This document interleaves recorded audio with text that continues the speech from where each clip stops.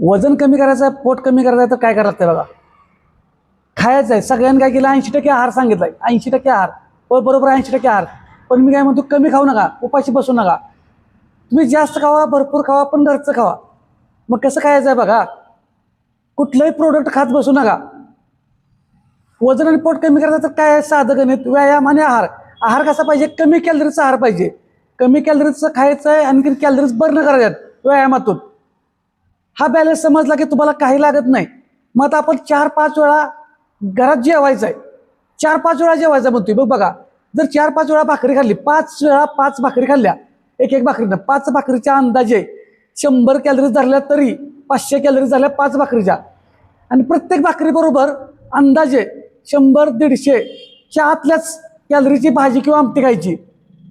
बघा, 100-150 लयतले 200.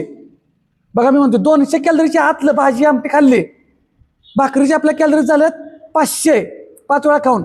आणि 5 वेळा जर 200 कॅलरीची भाजी आमटी खाल्ली तर 5 2 10 1000 कॅलरीज झाल्या. म्हणजे 500 भाकरीच्या या भाजी आमटीच्या 1000 कॅलरीज, 1500 कॅलरीज झाल्या. आणि आपल्याला लागतात 1700 ते 2000 महिलांसाठी अंदाजे, आणि 1900 ते 2100 2200 2300 पुरुषांसाठी. एवढं 5 वेळा खाऊन आपण पोट पण भरणार आहे भाकरीमुळं. त्यात 2-3 ग्रॅम प्रोटीन मिळणार आहे, 2-3 ग्रॅम फायबर मिळणार आहे भाकरीतून. आता राहिलं भाजी आमटी आपण कशी खायची. एकदा घ्यायचं अर्धी वाटी वरण, त्याच्याबरोबर सॅलड. अर्धी वाटीतून किती, 90 ते 100 कॅलरीज मिळणार आहेत. पातळ वरण घ्यायचं, किंवा 1 वाटी चालतं, 1 वाटीतून तेवढं मिळणार आहे. अर्धी वाटी उसळ घेतली, एका वेळेला अर्धी वाटी उसळ घेतली तर 90 ते 100 कॅलरीज. उसळ कमी तेलाची, सगळं कमी तेलाचं, कमी चटणी तेल मीठ कमी. हे प्रत्येक कॅलरी जर असा बॅलन्स केला तर 100% कमी कॅलरीचा आहार, पोट भरून कारण आहार आणि व्यायाम, हालचाली. व्यायामाला मात्र कारण सांगायचं, व्यायामाला सुरुवात करा.